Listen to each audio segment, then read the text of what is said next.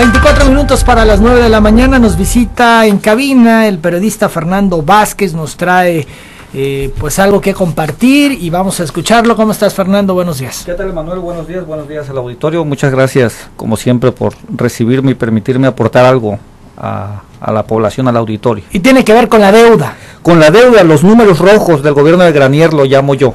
Este asunto que ha ido y venido y que no termina de esclarecerse. Porque no hay información. Porque no proporcionan la información, porque no abren las cuentas, no abren los libros. Y yo diría algo más contundente, porque mienten deliberadamente, no solo a la población, sino también a las instituciones, incluso federales, que de eso es lo que vengo a hablar. Y utilizan argucias para evitar informar. Exacto, algunas maniobras financieras, y con esto de que no es como muy del entendimiento popular, pues allá, aparte de que lo ocultan, se hacen bolas ellos solitos, pero se reservan información cuando deberían de abrirla, en fin, que hacen todo lo posible para que no trascienda la información. Exacto, y el problema es que pues está costando, ¿no? Día a día está costando dinero y los problemas siguen creciendo, ¿no? Y al final todo es especulación, porque como no se tienen los datos, pues se especulan entre unas cifras y otras, algunas reflejadas en los estados de resultados, en los balances que se van entregando, otras son estimaciones de especialistas que ante el panorama que ven, pues dan una cifra, pero sin tener la realidad, sin tener una cifra real. Exacto, aunque ahora han ido saliendo ya algunas cifras, yo creo que todavía no son las reales, pero digamos que ya se empieza a ver qué está ocurriendo con la deuda. Es interesante y vale la pena el contexto, sobre todo, por ejemplo, los jóvenes, los que ahorita tienen 18, 19 años, que de pronto ya están en 2012 y empezará el 2013 y como que debemos un montón y no saben, porque hace 5 o 6 años tenían 13, 14 años, ¿no? Entonces yo creo que vale la pena el contexto porque de la deuda de pronto se debe mucho, ¿no? Y recordarás que en 2007, que por la inundación se pidieron 4,000 millones y luego en 2008 pues que se pagaron 2,500 muy pronto, y entonces ha venido un manejo, y ya tuvo un costo ese crédito, aunque tuvo un costo y no se utilizó todo el recurso. Y paralelamente, bueno, aquí en esta tribuna pública que el reportaje han pasado infinidad de actores. José Antonio de la Vega, que ya escuché que acaba de regresar, Oscar Cantón, Adán Augusto López, Juan José Peralta, Juan Cáceres recientemente, la contadora Abreu. Han hablado siempre de que hay un hoyo financiero, de que hay cosas, deudas y problemas financieros que viene arrastrando el gobierno. Que hay un hueco. Que hay un hueco financiero. Y el gobierno una y otra vez ha dicho que es mentira, que están exagerando, que la deuda es manejable, que, en fin, que es politiquería. Y pues ahora, a partir de que Juan Cáceres fue quien dio a conocer que ya había puesto algo ahí el gobierno en su portal de transparencia de su estado financiero y que ya reconocía poco más de 10,000 millones de pesos, me puse a revisar. Quiero decir que voy a presentar un análisis, que si tú me lo permites, un análisis, una información y una reflexión, ¿no? Ahora, antes de entrar al análisis, a mí me llama la atención que no proporcionen la información. Es algo que van a tener que dar tarde que temprano. Cada día que pasa es un día en que nos acercamos a conocer la información, aunque sea el último día. Y estamos a mes y medio de que termine este gobierno. Me parece un tanto cuanto absurdo que no se proporcione la información cuando es inevitable que la van a tener que dar en el cambio de gobierno. Es porque están obligados por ley a darla a conocer, por un lado, y no lo hacen. Entonces creo que hay hasta faltas a la ley, pero también están obligados, digamos, pues porque el gobierno se manda hacia la gente, o sea, la gente manda al gobierno, entonces tienen que dar a conocerle a la gente. Y ahora vendrá una tercera etapa ya en la entrega formal, recepción formal, pues lo van a tener que dar a conocer. Y si de todos modos ahí ocultan cosas, yo todavía tengo mis dudas que en la transición se vaya a dar a conocer algún dato. Yo no veo, hablan de seguridad y hablan de CFE y hablan de acá, pero no hablan de finanzas. Yo sospecho, porque todavía están tratando de ver si, como decía el alcalde de Nacajuca, a ver si se sacan el melate y logran cubrir algunas cosas, ¿no? Pero tarde o temprano se va a saber. Ahí está el ejemplo de Coahuila. Se fue Humberto Moreira del gobierno, y su hermano llegó a gobernador y de todos modos fue insostenible y tuvo que salir a la luz. Por cierto, pública. el Pleno del Congreso de Coahuila autorizó al gobierno de esa entidad a través del Poder Ejecutivo a contratar con Banobras uno o varios créditos hasta por la cantidad de 950 millones de pesos para financiar o refinanciar pasivos bancarios o bursátiles y para infraestructura en seguridad pública o justicia, pagaderos a 20 años. O sea, se siguen endeudando. Ese es el problema. Es imposible poder cumplir. Sí, no puede el gobierno de Coahuila con la deuda que dejó Humberto Moreira. No pueden y están pidiendo otro crédito para pagar pasivos, imagínate tú, no para inversión. Deuda para pagar deuda, pero se siguen endeudando y los intereses siguen cubriendo. Y a 20 años, a largo plazo, y ya se los autorizó el Congreso de Coahuila. Y lo grave es que el dinero no va al desarrollo. O sea, no va a aliviar la pobreza, a las escuelas, a los hospitales, va a la deuda, o gran parte, ¿no? Justamente por eso es que hay que poner el énfasis en ese asuntito de la deuda, ¿no? Aunque lo quieran ocultar. ¿No sería más conveniente para esta administración que estando en funciones y que de alguna manera tienen el control, proporcionen la información, que les reviente la información cuando ya están fuera, cuando ya no tengan control de nada? Yo creo que eso es lo sensato, lo deseable. Debería de ser ahora. Y también es lo posible. Ellos tienen las cuentas. Ellos tienen las cuentas y ellos podrían tener un mejor manejo en la presentación de la información que cuando ya no estén en el gobierno. Cuando ya no estén en el gobierno, otro gallo cantará. Lo que pasa es que tendrían que explicar por qué adquirió tales dimensiones la deuda. Pero no es mejor explicarlo ahora con poder que cuando ya no tengan poder. A eso realmente es inevitable que se va a tener que abrir. Tendrían que explicarlo y probablemente tendrían que llamar a rendición de cuentas a alguno que otro. Entonces quizá eso es lo que están tratando de estirar al máximo. Y no quiero pensar mal, pero una vez fuera del gobierno a lo mejor ya no se les vuelve a ver por aquí. Entonces yo creo que lo correcto es que ahora quien está en funciones y al frente del gobierno hable claramente y que, como dicen en términos jurídicos y hasta policíacos, y que proceda lo que proceda, ¿no? Pero si no hay ningún problema, nos dicen. Eso nos dicen. No hay crisis financiera, no hay quiebra estatal de las finanzas públicas.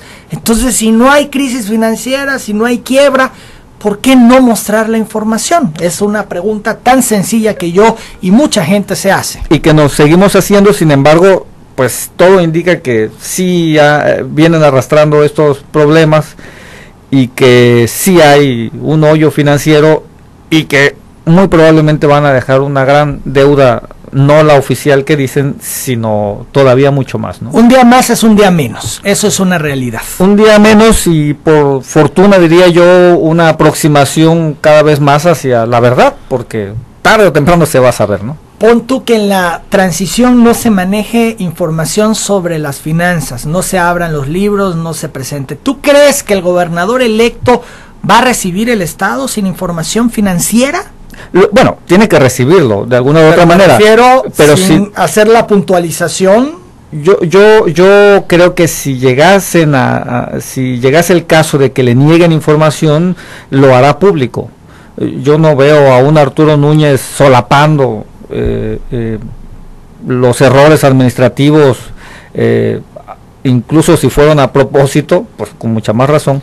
No veo solapando ningún tipo de esas cosas. Si porque además estaría avalando su propia tumba, porque le caería a él la responsabilidad de responder por esa deuda que cubrir. Sí, y además no le conviene, porque si entra con este gran problema, como es lo que se prevé financiero, pues va a restarle dinero en términos reales para los planes y programas que quiera emprender para beneficio de la gente. Entonces, pues alguna explicación tendrá que haber para la gente, ¿no? Yo creo que no le conviene cubrir ningún tipo de cosas, francamente no creo que lo haga. Pero sí creo que lo deseable es que quienes están en funciones todavía expliquen claramente, ¿no? Si no hay nada como se dice, ocultar, que abran los libros. No debe haber ningún problema. Que no debe haber ningún problema. Sin embargo, ante no la falta de información, pues se genera la especulación. Se genera la especulación y la sospecha de que todo lo que se dijo todos estos años es cierto, ¿no? Ya se han sabido muchas cosas. Hay que recordar el bono de fatiga. No. Se negó. Y sí, ¿no? Todo fue verdad, ¿no? Por ejemplo. Y luego fue cierto. ¿Y de qué manera? Y también ¿no? cómo lo entregaron, ¿te acuerdas? Todo un asunto ahí. Todo un desaseo. Enredado, en fin, que... Yo me acuerdo que una vez es como el modito, o ha sido como el modito de esta administración. Espero no cometer una infidencia, pero yo me acuerdo alguna vez platicando con la secretaria Silvia Huizar en Cernapam, como por el 2008 debió ser, 2007, no lo recuerdo. Yo me acuerdo que platicábamos de eso, de la transparencia, y entonces ella, porque yo le mencionaba alguna cosa que estaban investigando los de la Asociación Ecológica Santo Tomás, que tenía que ver con cuestiones ambientales, y ella me dijo así, ¿no? Es que yo no niego la información, pero miren, ahí está, ¿no? Y me señala así como un montón de cajas y cosas así, si ellos quieren que vengan y la busquen, ¿no? Entonces es como el modito, lo del bono de fatiga, así fue también. Pues miren, ahí les va un archivo pesadísimo, revuelto. Ahí búsquenle, ¿no? Digo, ahí fue tarea heroica de los reporteros que se pasaron. Se descifró al final de cuentas tiempo, y se demostró lo que aquí se denunció, que de hecho lo denuncia José Antonio de la Vega, recién aparecido. Recién, ¿no? regresado de París, Europa, ¿no? Por cierto, haciendo un paréntesis, ¿qué opinas de este encuentro público entre Núñez y José Antonio de la Vega? ¿Lo veremos en el gabinete? Yo creo que sí, digo, no es un secreto que José Antonio de la Vega se formó al lado de Arturo Núñez, también Daniel Barceló, pero José Antonio estuvo muy cerca de Arturo Núñez, muy cerca, fue su secretario particular, en fin, él permaneció y se formó, creció políticamente al lado de Arturo Núñez. La vida política lo separó, digamos, un tiempo, y ahora las aguas, digamos, vuelven a su cauce. ¿Será un personaje de peso? Se entiende, yo pensaría que sí. De las confianzas del gobernador electo. Es que las tiene toda la confianza del gobernador electo. El hecho de mostrarlo ayer públicamente como una cuestión especial. Tú y yo desayunamos públicamente cuando no lo ha estado haciendo con otras personas Arturo Núñez. Sí, bueno, no estaba José Antonio, entiendo, cuando presentaron a estas mesas, por tanto, pues no podía estar allí, ¿no? Físicamente. Ahora que viene, sin duda, le da un trato especial, se dejan ver, digamos, eso en términos políticos o por lo menos desde las lecturas periodísticas dice mucho, ¿no? Había que mostrarlo. De alguna manera Arturo Núñez está dejando ver esta otra carta que es José Antonio de la Vega y definiendo, digamos, decía algo jurídico, ¿no? Ciertamente José Antonio es abogado, fue legislador, publicó un libro o dos libros con todas sus iniciativas que fue presentando allí en el Congreso de cómo debería ser pues no la llamaban así una reforma del Estado, pero sí los cambios que debía haber en el Poder Legislativo, en el Judicial, en el Ejecutivo. Entonces yo creo que tiene ya un panorama muy armado de qué reformas debería haber. En el tema jurídico, ¿en dónde lo ves tú a José Antonio? ¿Cuáles podrían ser? Yo francamente no le quiero entrar a la especulación porque no sé.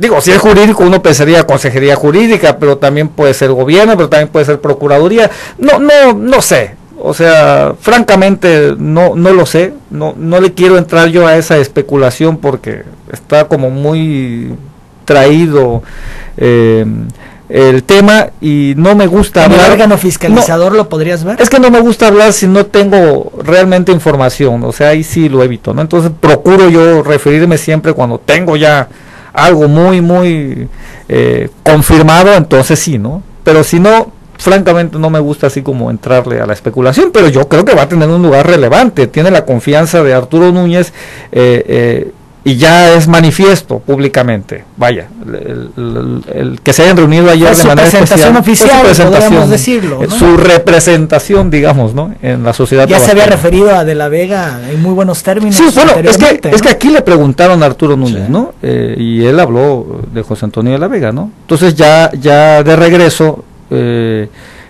pues yo veo que pronto se incorporará, si no es que ya está haciendo algunas cosas. Y muchos nerviosos por la aparición de la Vega. Pues es que nerviosos está, yo creo que medio Tabasco, ¿no? No sé por qué razones, si lo que viene es una transición.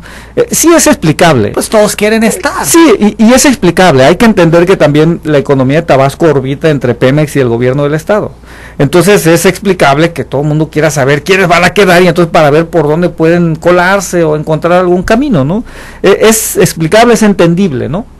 Lo otro de la grilla y eso, bueno, Tabasco yo creo que ocupa uno de los primeros lugares a nivel nacional, experto, ¿no? lamentablemente. Sí. 9 minutos para las 9 de la mañana. Vamos a la pausa, Fernando, regresamos para que nos presentes la información que traes. De acuerdo. Volvemos.